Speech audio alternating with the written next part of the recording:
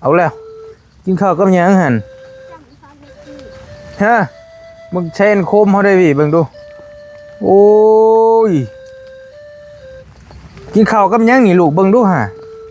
เบิ่งใช้แนวกินว้าวเอ้ยกินข้าวกับช้อนแม็กกี้เห็นบ่อืมอ่ามันบ่มีแนวกินบ่โลกโอ้ยกระเพาะอันนี้แหละที่น้องเพิ่นป้อนน้ำบอลลี่เมื่อวานนี่กินข้าวกับซอสเพิ่นนี่ข้าวกับน้ำปลาแล้วเราก็บอลลี่อยู่เมื่อวานนี่เด้ฝนก็ลิ้นจ้อยฝนก็ลิ้นยุ่งลายบ่นั่งนี่ยุ่งนี่บ่ต้องเว้าถึงโอ้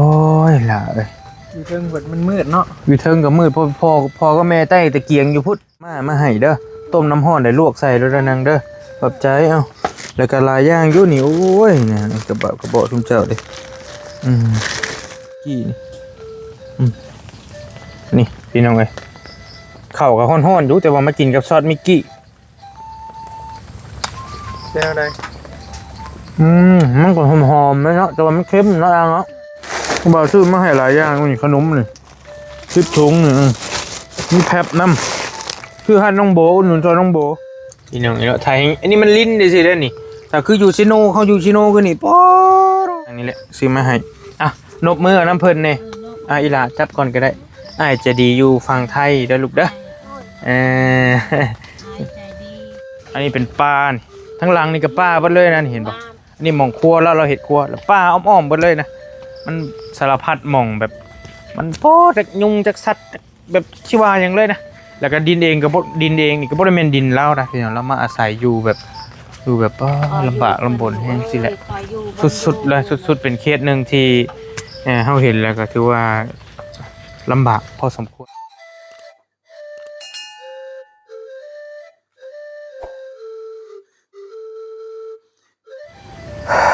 ไปพี่น้องไอ้เฮากำลังเข้ามาหาอัน2น้องเพิ่นที่เพิ่นไปขายกอยเนาะบ่ได้ซื้อ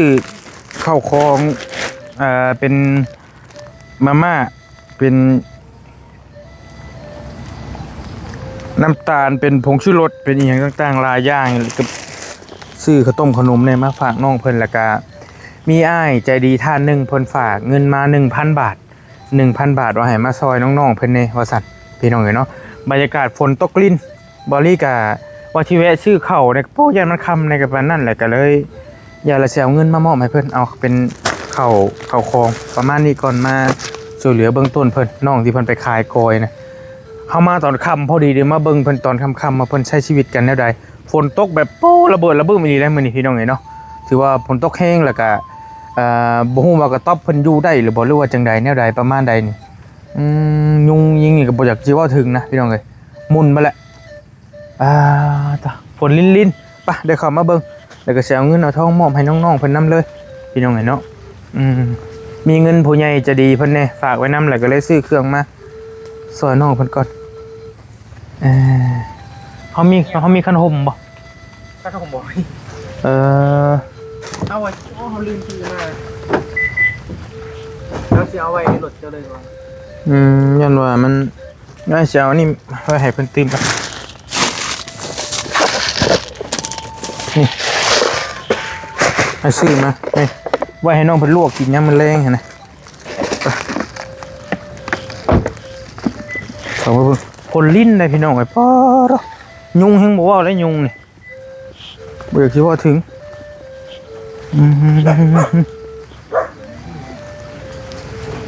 คนลิ้นเนาะ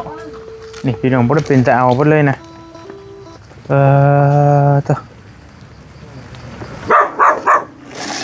ต่อยาแล้วเป็นยังใช้น้องเพิ่นอยู่ไสฮะปลูกพวกนี้โป้เราไต่นั่นอยู่นี่เนาะอันนั้นพ่อก็อยู่มื้อนี่สบายดีเด้อสบายดีโอ้ไต่เทียน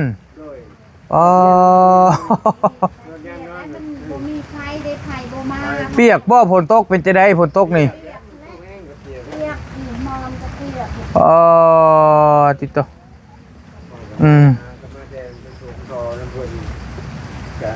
รถเป็นมาเป็นบ่ เอา มาร ถ เป็น ขึ้น ตัว มา ลูก อันนี้ โพดโพ ตัวลูกตัวเมียแล้วจะหลอกไปไงจะตายตัวนี้ ใส่เทียน ใช่เรื่องถ้ำเอาตามสบายเดี๋ยวเฮามาคุยน้ำเดี๋ยวไปเบิ่งน้องมันก่อนอยู่ใช้อีหล่าเฮาอยู่พี่บ่โอ้อยู่กระตูพี่จังฮักอันนี้พี่น้องเนาะนี่ฝนแห้งใช่ไหมพี่น้องเบิ่งเอานี่นี่โอ้ใช่จนอันนี้น้ำใช่เป็นน้ำใช่เจ้าเลยบ่อันนี้แม่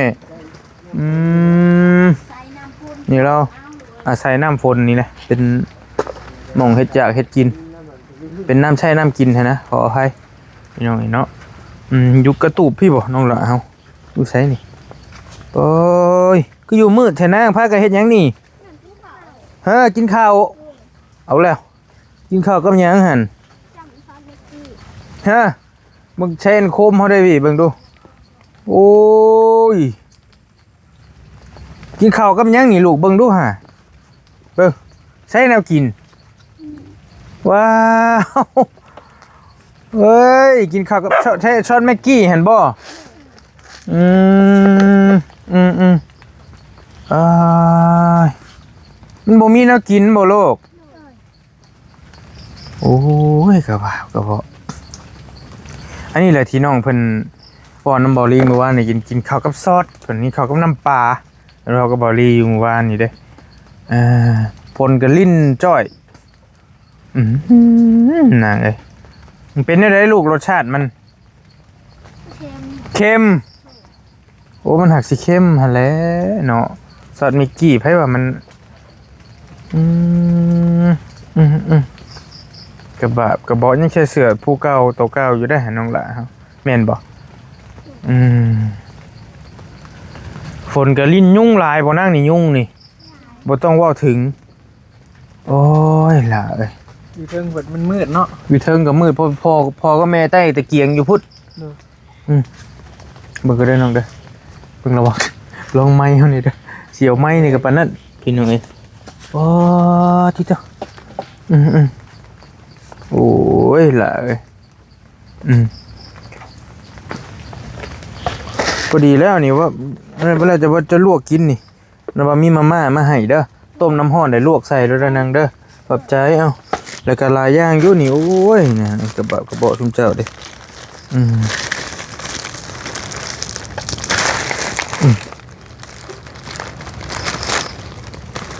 ฝนลิ้นแบบว่าพ่อจะเป็นงูเป็นยังได้เนาะมันสิลอยออกมานี่เนาะมองนอนพ่อนี่ที่นะ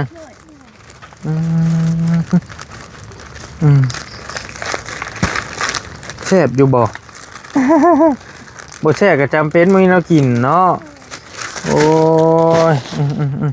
อย่าบ่าวขอโทษเด้อขอชิมน้ำได้บ่หน่อยหนึงอยากรู้ว่ามันเป็นรสชาตินั่นได้ซอสมิกกี้นี่นี่พี่น้องเอ้ยข้าวก็ร้อนๆอยู่แต่ว่ามากินกับซอสมิกกี้ แจ้งอะไร มันก็หอมๆเลยเนาะแต่ว่ามันเค็มเนาะเนาะกระบะไปทุกคน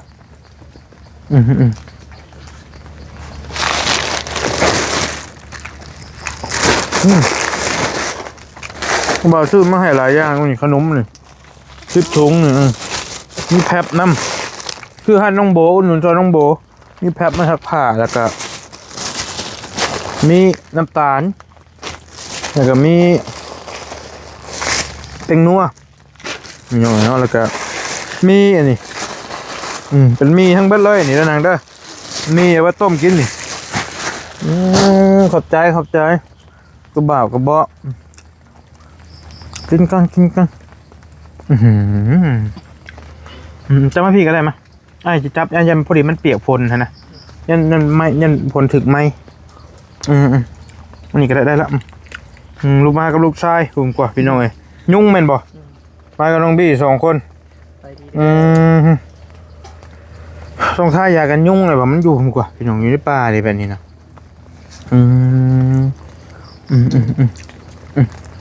พี่น้องเนาะ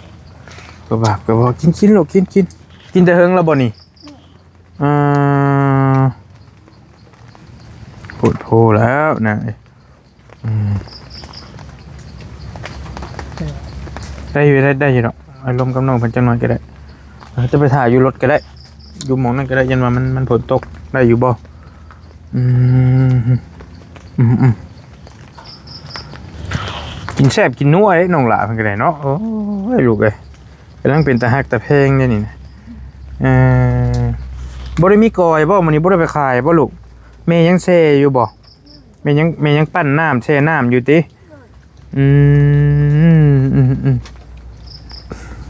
มีอยู่บ่น้ำห่อตู้ไฟอยู่บ่คั่นนก็ลวกมาม่ากินก็ได้นี่อันน่ะบ่าวซื้อมาให้หรือว่าอิ่มแล้วบ่ซ้ำนี่อิ่มแล้วบ่ตะเกาอิ่มบ่ซ้ำนี่ มีมาม่ากินมาม่าแล้วมื้อแลงนี่บ่ได้ต้องกินมาม่าก่อนฝนตกลิ้นแฉะจ้อยที่ต่อนี่น้องนี่นะใส่เอ้ยก็ได้บ่นี่บ่ใส่สินนักเรียนบ่นี่ลูกนี่บ่สินนักเรียนเจ้ามีคนละจักโตในสินนักเรียนนี่ ตัวเดียว มีตัวเดียวนี่คันซักได้ซั่นน่ะกรณีว่าซักได้ซั่น สักการหนึ่งกระโปรง ใส่กระนุ่งกระโปรงเอา เลย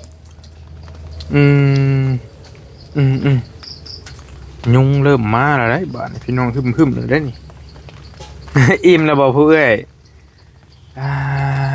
จิตตัวอิ่มแล้วก็เอาขนมนี่กินขนมก่อนนี่เนาะแกกินแล้วลูกแกกินนึงแกกินนะจับกินหูจักนบจักไหวไก่กินก่อนก็จะอิ่มแล้วเขากับซอสมิกกี้ซอสมิกกี้เนี่ยเพิ่นใส่อย่างนี้ประเภทพวกพัดบ่ประเภทพวกพัดพวกกินแกกินขนมหั่นน่ะลูกกับบะมื้อเช้านี่กินกับหยังสิลูกมื้อเช้านี่บ่ได้กินฮะบ่ได้กินบ่อันแนวกินบ่มีบ่เช้านี่จ้ะมันจะจำกับกี้พี่น้องนี่เนาะเปียกไปเลยหัวเหียเพิ่นก็ฝนบ่หัวบ่นี่โอ้ยนี่พี่น้องนี่เนาะนี่น้ำนี่เห็นบ่พี่น้องนี่เนาะไทยอันนี้มันลิ้นได้สิเด้อนี่ถ้าคืออยู่ซิโนเขาอยู่ซิโนคือนี่ป๊อโรฝนนี่แม่นน้ำระเบิดระบึ้มเลยพี่น้องนี่เนาะนี่คือชีวิตจริงของน้องๆเพิ่นที่เพิ่นพากันใช้ชีวิตอยู่แบบโอ้ลำบากลำบนแฮงพี่น้องพากันกินข้าวยุงก็กำลังเริ่มมาละกินก่อนลูกกินก่อนมีหั่นขายอยู่บ่อยู่นี่แต่ว่ามันแพงเอ้ามันคือแพง มันอยู่นอกเนาะเพิ่นมาขายต่อกินกำไรแม่นบ่กินลูกเอ้ยยุงขบเบี้ยเสื้อแขนยาวนี่เอาบ่ได้แล้วเสื้อยังมันก็เอาบ่อยู่นะตอนนี้นะยิ่งตอนดำอันส่งดำที่มันแห้งมากฝนตกนั่นนี่ยังร้ายเลยอยู่ผูก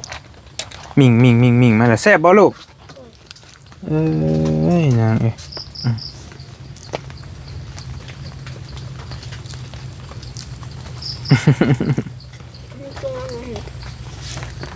เอาใช้น้ำบัดนี้น้ำกับเบิดเลยเฮ็ดได้บัดนี้ตัวไหนเอาน้ำตัวไหนไปเกาะเอานี่บ่ลูกเอาลงมาเกาะเอาไปเกาะเอาอยู่หั่นบ่เบิดบ่แม่นเบิดแล้วบ่จักหา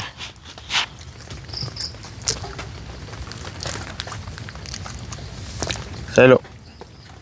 โอ้ยซื้อน้ำกระตุกใหญ่แล้วก็มากินนะมาเกาะเอาพี่น้องเอ้ย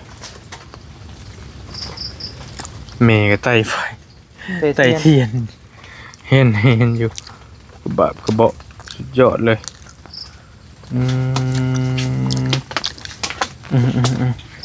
ขึ้นมาแบบนี้ลูกเบิ่งคือว่าลูลาได้น้ำคือว่ากินน้ำขวดได้เนาะแต่ว่าโบเมนขวดเปล่ามะกอกเอา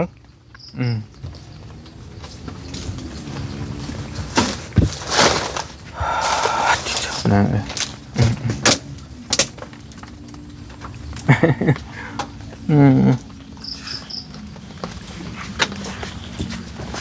สองไอ้น้องพี่น้องเลยโอ้ย เอ้ยก็กินแค่นน้ำบ่บ่แม่นแค่นขนมบ่โอ้ยพี่ลึกพี่ลือกินอมน้ำกันนะพี่น้อง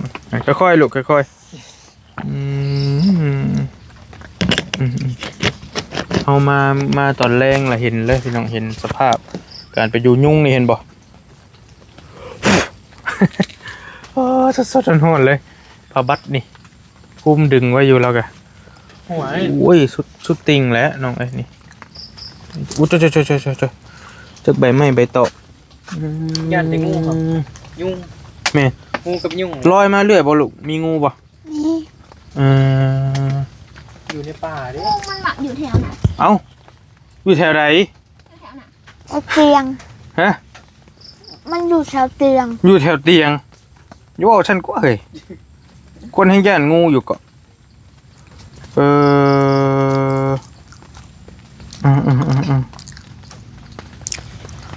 มันหมักอยู่แถวเตียง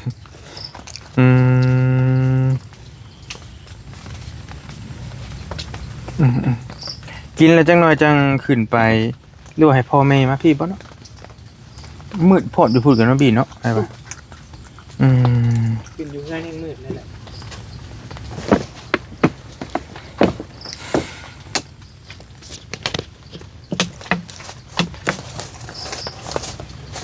อิ่มแล้วบ่ลูกตอนเด็กกินอีกบ่นี่บ่กินแล้ว ตอนเช้า กินตอนเช้าผู้บาดนี่นอนรับอยู่บ่นี่บ่ไหวแล้วบ่ใส่อีกแล้วนี่ มีหอบเด็กอีก นี่หอบเด็ก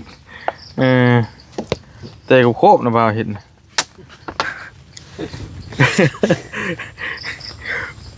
ตีสองตีสามใส่จักน่ากินอยู่แล้วว่านี่ลูกแต่มันอยากเผ็ดนั่นนึงเด้อนี่เด้อมาซื้อมาแล้วก็มีกระต้มขนมมีหั่นละมีเกลือเป็นนัวเกลือบ่มีแฟบพี่น้องเนาะอุดหนุนซอยห้านน้องโบบัด2,700,000อันนี้ก็ได้เกือบ400กว่าบาทนี่แหละ400ประมาณ400ซะเอาสิว่ากันซื้ออุดหนุนซอยมาแบ่งปันซอยน้องๆเพิ่นพี่น้องว่าสิซื้อข้าวมาเนี่ยแต่ว่าผลนี่ก็ลิ้นเนี่ยคันข้าวสอบใหญ่ก็ลำบากก็เลยว่าเราก็บ่ได้ไกลจากในเมืองปานใดก็เลยสิให้เพิ่นเอาเงินมามอบให้เพิ่นซะไปซื้อเอามื้อหน้าก็จังว่ากัน ยุง ใช่ เจ้า เนาะ อยู่ บ้านยุงเนาะ อยู่บ้านมันเลยติกูมองกับยุงพี่ยับมานั่งใกล้ๆกันพี่ลูกมาโอ้ยับเข้าไปถอยไปพุ่นแหละถอยไปแต่ว่านั่งใกล้ๆกันเอามาหน้ามาโอเค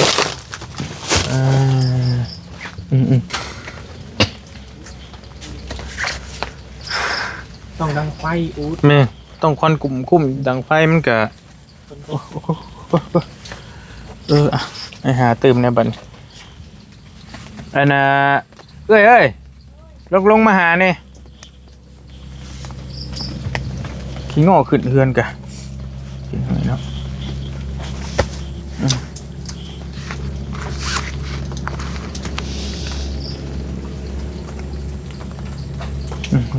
แม่มาคุยมานั่งน้ำน้องๆบนพี่ก็ได้ทิตย์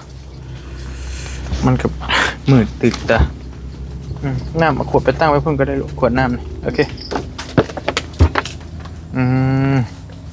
ไม่นั่งพุ่นก็ได้ผมเอาไม่ขึ้นก็บุเป็นยังสบายดีพากันอูดตะเกียงอยู่ติ อูดเทียนเนาะประมาณตะเกียงจากแนวชิวาซื้อเครื่องมาฝากมาต้อนก่อนน้อยหนึ่งเด้อแล้วซื้อเป็นนัวซื้อน้ำตาลซื้อแฟบเน่มีขนมแล้วก็มาม่าเพราะได้เจ้ากินก่อนเด้อกินกับลูกกับเต้าก่อนกระบะพี่น้องลำบากเลยยุงกับโพมาอยู่หม่องมันเฮ้ยยากันยุงยังบ่ได้มีบ่หรอกบ่มีจ้อย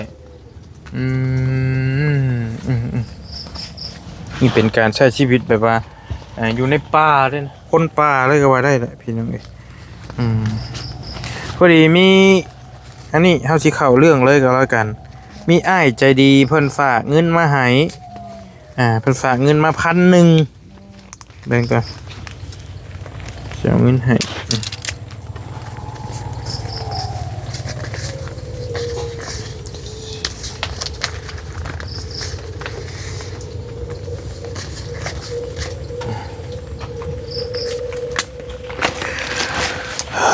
เฮาว่าสิซื้อข้าวมาให้ฝนกระตกแหน่อึกระทึกนึกน้องก็เลยว่าย่าแล้วให้เจ้ามาไปแล่นไปซื้อเอา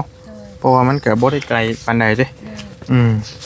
2 3 4 5 6ให้เพิ่นฝากเงินมาให้1,000 บาทเด้อเป็น FC อยู่ฝั่งไทยพี่น้องเอ้ยแต่ว่าเป็นคนลาวเฮานำกันนี่แหละเพิ่นไปเฮ็ดงานอยู่ไทยแล้วเพิ่นเห็นคลิปน้องๆเพิ่นเลยว่ากระบาบก็ว่าเพิ่นเลยฝากมาเงินมา1,000เพิ่นว่าแล้วแต่บริสิจัดการก็เลยว่าเอาเงินมามอบให้น้องๆเพิ่นซะบางทีจำเป็นอยากซื้อหยังก็ซื้อก่อนนะแล้วก็เงินตัวนี้ก็บริซื้อมาเป็นเงินของผู้ใหญ่ใจดีต่างหากเพิ่นฝากไว้นำบริซื้อมาเบิด200,000ปลายอันนี้แกซื้อหยังต่างๆนี่แหละซื้อมาให้อ่ะนบมือเอาน้ำเพิ่นแน่อีหล่าจับก่อนก็ได้อ้ายใจดีอยู่ฝั่งไทยเด้อลูกเด้อใจดีผู้ใหญ่ใจบุญว่าสิหั่น โอเคเด้อฟังก่อนเฮาสิเว้าให้อีหล่าขอมุกขอบใจ ขอบใจ ผู้ใหญ่ใจดีเพิ่นเด้อให้ไม่อยู่นำผู้นั้นเว้าเป็นบ่ เว้าเป็นเว้า ก็เว้ารถ เว้าแล้วลูก ขอบใจเด้อผู้ใหญ่ใจดี ให้เว้าผู้เดียวก็นบมือนำกันแต่ว่าผู้หนึงเว้าก่อนโอเคเว้ารถล่ะเว้าบ่ต้องย้านลูกให้อยู่ดีมีแฮงให้โชคให้หมานเว้าไปรถ ให้อยู่ดีมีแห้งให้โชคให้มานให้ร่ำให้รวย โดยปรารถนาสิ่งใด ปรารถนาสิ่งใด ให้ได้สิ่งนั้น ให้ได้สิ่งนั้น สมความปรารถนา สมควรปรารถนา อ้ายซอยน้อง อ้ายซอยน้อง ซำนี้ ซัมนี่ ก็ให้เงิน ก็ให้เงิน กลับคืน กลับคืน ไปหาอ้าย ไปหาอ้าย 100 เท่าพันเท่า ร้อยเท่าพันเท่า สาธุ สาธุ โอเคเอาไม้ให้น้องดูเอาไม้ให้น้องดูจะบีบหัวมันโอเคจับเงินหน่อยแล้วว่าลูกบ่ต้องยากกระบาดสบายดี โดยว่าลูกบ่เบิ่งกล้องให้พี่ ใจบุญ พ่อใหญ่ใจบุญ ให้แม่พาเว้าแล้วเจ้าเว้าตามก็ได้ ฝากเงินมาเบิ่งน้องให้ ผักเงินมาให้น้อง เงินคำให้ลังให้ไล่มาคือเก่าว่าสิ เงินคำให้ไหลมาคือเก่า ให้โชคให้ลาบ ให้โชคให้ลาบให้ร่ำให้รวย ให้มีเงินมีค ให้มีเงินมีค ำไปใช้กาให้เขานับถือ ำไปใส่กะให้เขานับถือ โดย เรียกงานการก็ให้เดินไปมือหน้ามือใน โดย เฮ็ดเวียกการงานกะ เว้าเลย ให้เดินไปมือหนามือใน สบายดี สบายดี โอเคนั่นแล้วเก็บไว้ใช้เด้อลูกเด้อเก็บไว้ใช้ไว้ใจายขอบใจเครื่องผากผู้ใหญ่ใจบุญนี่ฮะเบิ่งลูกเบิ่งหลานนี่ฮะ แม่นละเครื่องนี่นะผู้ใหญ่ใจดีตั้งหากอันนี้เพิ่นฝากเงินไว้นำอ้ายหนูแล้วแต่อ้ายสิซอยไผก็แล้วแต่ มาเบิ่งลูกเบิ่งหลานเบิ่งน้องเบิ่งนุ่งมีเงินมีคำสาธุ ได้แล้วอยู่ดีมีแฮงอดทนนะลูกเด้ออดทนก่อนเฮ็ดได้ใดเฮามาอยู่นี่ก็ยังบ่พอชั่วโมงก็ยังอึดอัดอยู่เนาะบี้เนาะเชิญแต่ว่าเชิญแต่เพิ่นว่าอยู่ประจำเฮาสิลำบากสุดแล้วพี่น้องเอ้ยบ่รู้สิว่าแนวใดบ่ลีกะทำมาเลยขึ้นเฮือนแล้วนะแต่อยู่เฮือนก็ยังอยู่นี่ฮันเต็มหมดเลยนี่ ต้องมีควันอูดเนาะดังอูด จุพื้นจุมันก็บ่ค่อยอยู่อูดลายเฮาก็บ่ไหวอีกควันเข้าปากเข้าดังอีกบัดนี้ยุงก็มันสมุดว่าไตยาอุดยุงมันก็บ่อยู่ มันลายเกินเนาะ อันนี้พ่นตกได้ซ้ำนี่แหละคันเช่าพ่นนี่แห้งแตกนี่ค่ะมีแต่ตัวใหญ่ๆยุงค่ะ ยุงหัวนี่ใหญ่ยาวๆมันบ่ แม่น มาใส่จับตัวแหละนี่พี่น้องอีเนาะอันนี้เป็นช่วงที่กำลังยุงกำลังออกนะยุงกำลังไล่มาที่เธอพี่น้องนี่บี้ถอยมาหน่อยนึงก็ได้สิให้พี่น้องเห็นสภาพนี่เป็นอยู่กันนี่พี่น้องอีเนาะนี่อันนี้เป็นป่านี่ทั้งหลังนี่ก็ป่าเบิดเลยนะนี่เห็นบ่อันนี้หม่องครัวแล้วเราเห็ดครัวแล้วป่าอ้อมๆเบิดเลยนะมันสารพัดหม่องแบบมันโพจากยุงจากสัตว์แบบชิวาอย่างเลยนะแล้วก็ดินเองก็ดินเองนี่ก็บ่ได้แม่นดินเรานะพี่น้องเรามาอาศัยอยู่แบบลำบากลำบนแฮงสิแหละสุดๆเลยสุดๆเป็นเคสนึงที่เฮาเห็นแล้วก็ถือว่าลำบากพอสมควรแล้วก็ มีน้องน้อยเพิ่นอีก2คนพี่น้องเนาะมีพ่อไม่มีพ่อแล้วก็อายุหลายเติบแล้วแม่อีกพี่น้องก็รับจ้างไปวันๆจักเพิ่นสิไล่หนีมื้อใดนะอันนี้ก็ได้บ่ฮู้แนวสิว่าเลยบาดนี้พี่น้องก็ถ้าพี่น้องได้ติดตามคลิปเบาลี่มื้อวานน่ะสิฮู้ว่าน้องเพิ่นเป็นจังไดจังใดมื้อวานนี่ก็ถามประมาณนึงแล้วเบาลี่ก็ได้ ได้ยุงลูก ยุ่งลายพุเด้อ ตกได้ตกไปลง เต็มไปแล้วแกแต่ว่า มันกินหมดแหละ แม่นส่งดำยุ่งมักแท้เลยว่าก็เพิ่นส่งดำนะพี่น้องไงเนาะ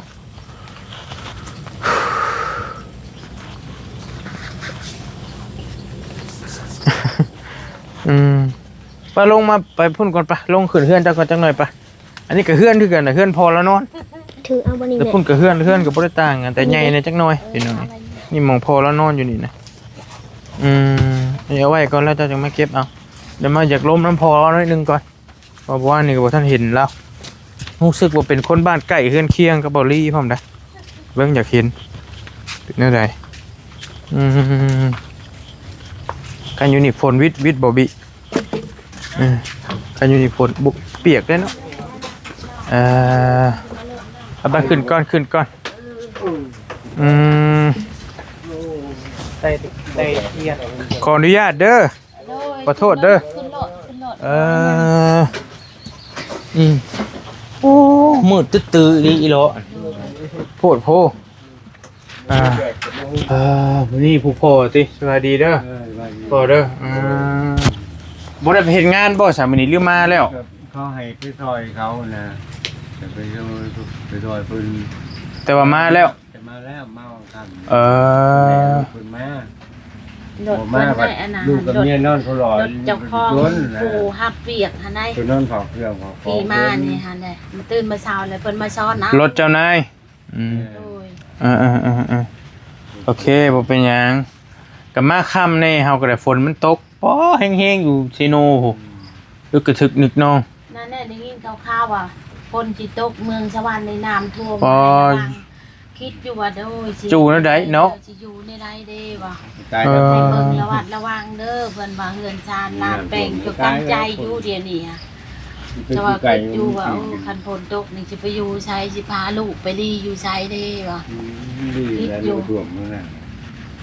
สิไปนอนอยู่ไสว่าคันฝนตก เอาไม้ไอ้เมย์เด้อโอเคบีบชนิดเบิ้ง เบิ่ง ให้ละบีบให้โอเคลองมันดับเด้อบีบคุณอย่างดับได้เอาลงเลยบ่เป็นหยังมือบ่นบปานใดก็ได้จะปวดมือแล้วแวะมายามเฮาก็ได้แวะมายามแล้วก็เอาซื้อของมาฝากหน่อยนึงแล้วก็เอาเงินมามอบให้อ้ายเพิ่นฝากมาเป็นกำลังใจเพิ่นเห็นแล้วเพิ่นก็บาปเห็นแล้วก็บาปเด็กน้อยว่าซั่นแกบาปน้องๆเพิ่นนั่นแหละจักสิว่าแนวใด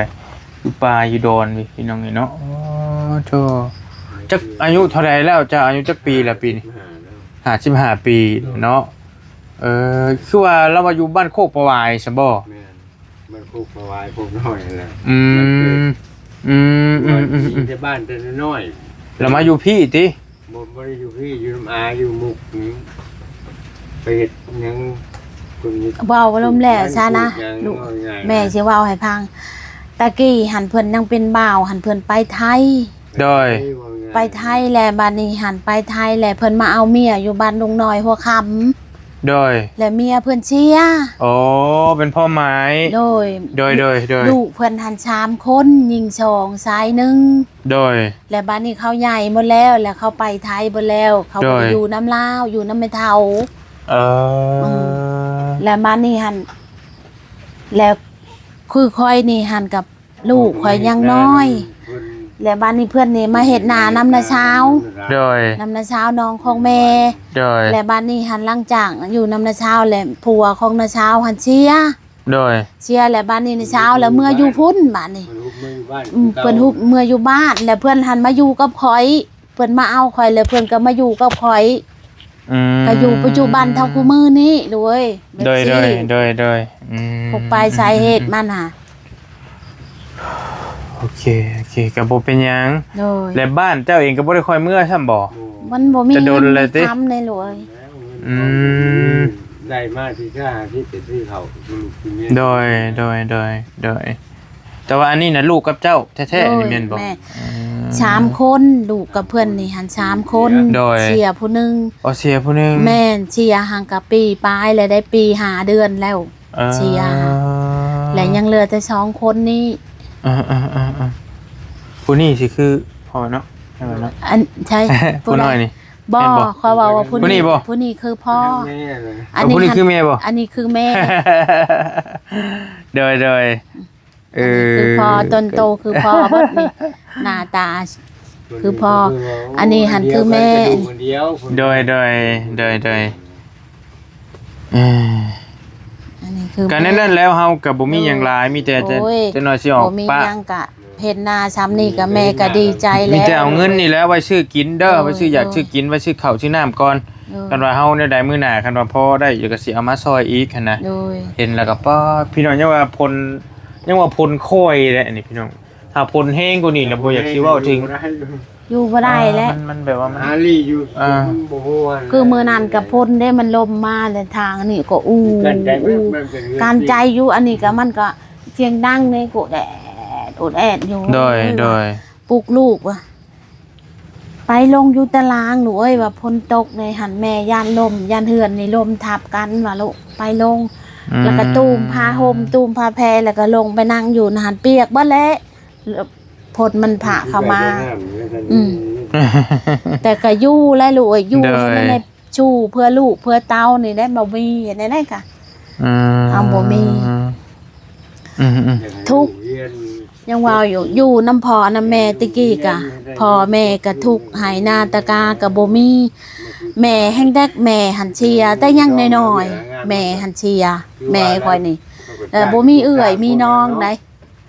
อยู่น้ำพ่อบัดนี้หลังจากก็พ่อก็ตายแล้วก็กลับมาอยู่น้ำพ่อน้ำผัวบัดนี้ในจะว่าอยู่หัดปัจจุบันเท่าคู่มือนี้ กันนั่นแล้วเฮาก็ยันมันคำหลายๆสิเมื่อปากก่อนเด้อ โดย ดีมีแฮงได้ดังเด้อสู้ๆลูก เอ้ย อดทนเด้ออดทนไปก่อนเด้อ ขอบใจหลายๆ มีโอกาส เด้อ สิมายามใหม่ โ